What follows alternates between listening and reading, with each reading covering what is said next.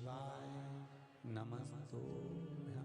श्री शिवाय नमस्तुभ्यं। सती कथा में कही थी कि नवरात्रे एकम से प्रारंभ नहीं होते, अरे अमावस्या की रात्रि से प्रारंभ हो जाते, इसलिए उसको कहते हैं नवरात्रे। क्योंकि नवमी के दिन माता जी का विसर्जन हो जाता है, जवारों का विसर्जन हो जाता है, व्रत करने वाले कन्या पूजन भोजन भंडारा कराकर विराम दे देते हैं। तो नवमी की रात्रि उसमें नहीं जुड़ा पाती, उसमें रात्रि अगर जुड़ती है तो ये अमावस्या की रात्रि से जुड़ना प्रारंभ होता है, तब जाकर वो नवरात्रि पूर्ण हो पाती है। पितृलोक में पितृ जैसे निवास होकर भी इंतजार करते हैं। 4 नवरात्रे हैं तो 4 ही श्राद्ध हैं।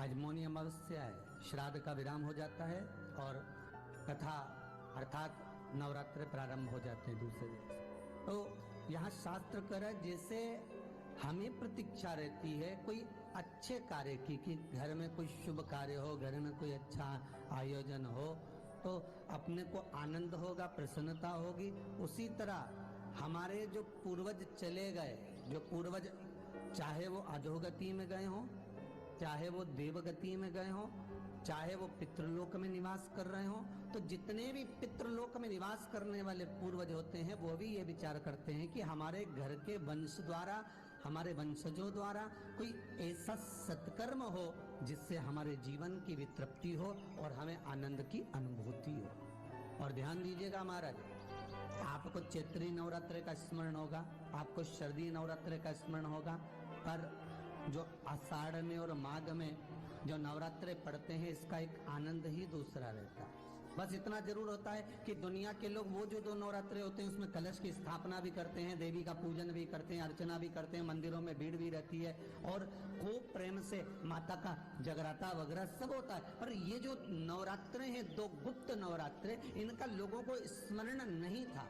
वो तो धीरे धीरे ये टीवी चैनल के माध्यम से कथाकारों ने, वक्ताओं ने स्मरण कराना जब चालू करा, धीरे धीरे बताना, मार्गदर्शन करना जब चालू करा, तब लोगों को ज्ञात होता गया कि कोई गुप्त नवरात्रा भी होता है, उसमें भी देवी की आराधना होती है। ये 4 नवरात्रे अलग अलग अवस्था के हैं, अलग अलग सुख के हैं और अलग अलग आनंद के। आपके घर में पितृदोष है, आपको ऐसा महसूस होता है, तो किसी भी नवरात्रि के पहले जो अमावस्या पड़ती है, जिस दिन अमावस्या रहे उस दिन चावल की कटोरी में एक कपूर का टुकड़ा रख दीजिए, छोटा सा, और कपूर का टुकड़ा रखकर उस कपूर को दरवाजे के बाहर कटोरी में ही, चावल रखी हुई कटोरी में ही उसको पितरों का स्मरण कर कर जला दीजिए। और जलाने के बाद उस चावल को कहीं भी किसी भी वृक्ष की छांव में पक्षियों के लिए डाल दीजिए। शिव महापुराण की कथा कहती है, अगर मान लो पितृ आपको कष्ट दे रहे हैं, पितृ आपको तकलीफ दे रहे हैं, कोई काम नहीं होने दे रहे हैं, या कहीं आपको ऐसा लगता है कि पितरों का दोष है, तो वो पितृदोष देवी, अब ये जो आप करेंगे ये कब कर रहे हैं? अमावस्या के दिन आप उसको रख रहे हैं, अमावस्या के दिन उसको रखकर रात भर आपने रखा कपूर के साथ में, सुबह एकम पड़ गई, नवरात्रि लग गई, उसी दिन उसको जलाकर आपने पटक दिया। अर्थात उससे देवी और पितृ इन दोनों का आशीर्वाद जो प्राप्त होता है, तो घर में से पितृदोष समाप्त होकर लक्ष्मी की वृद्धि प्रारंभ हो जाती है, कार्य में सिद्धता आ जाती है। और नवरात्रि में भी देवी की आराधना का एक स्मरण का सुख है महाराज।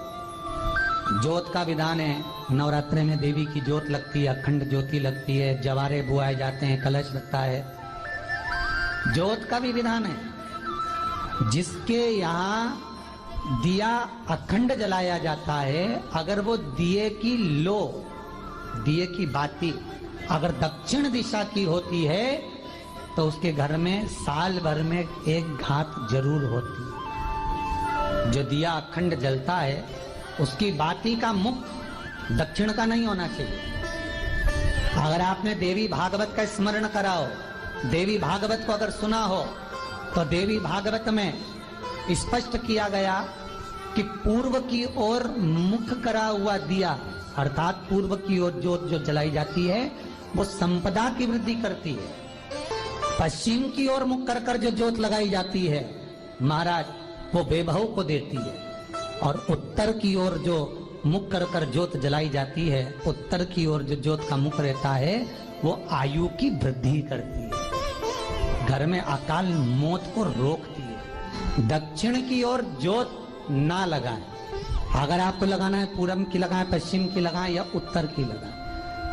और जितने दिन महारानी जगदम्बा जगतधात्री दुर्गा भवानी चैत्र नवरात्रे में, शरदीय नवरात्रे में, आषाढ़ी नवरात्रे में, आदिक पौष नवरात्रे में हम जगत जननी जगदम्बा की जब स्थापना करते हैं या हम नूतन घर का प्रवेश करते हैं या गणेश जी की स्थापना करते हैं या कोई दुकान को प्रवेश करते हैं या कोई शुभ कार्य करने के लिए अग्रण्य होते हैं, तो हम कलश की स्थापना क्यों करते? कलश के अंदर आखिर ऐसा क्या विराजमान है कि 33 कोटि देवता उस कलश के अंदर आकर बैठ जाते हैं। आप कोई यज्ञ करने जा रहे हो, आप कोई पोथी पुराण करने जा रहे हो, आप कोई अच्छा कार्य करने जा रहे हो, तो ब्राह्मण देवता कह देते कलश की स्थापना होगी, कलश की शोभा यात्रा निकलेगी, कलश यात्रा निकलेगी, कलश विराजमान होगा।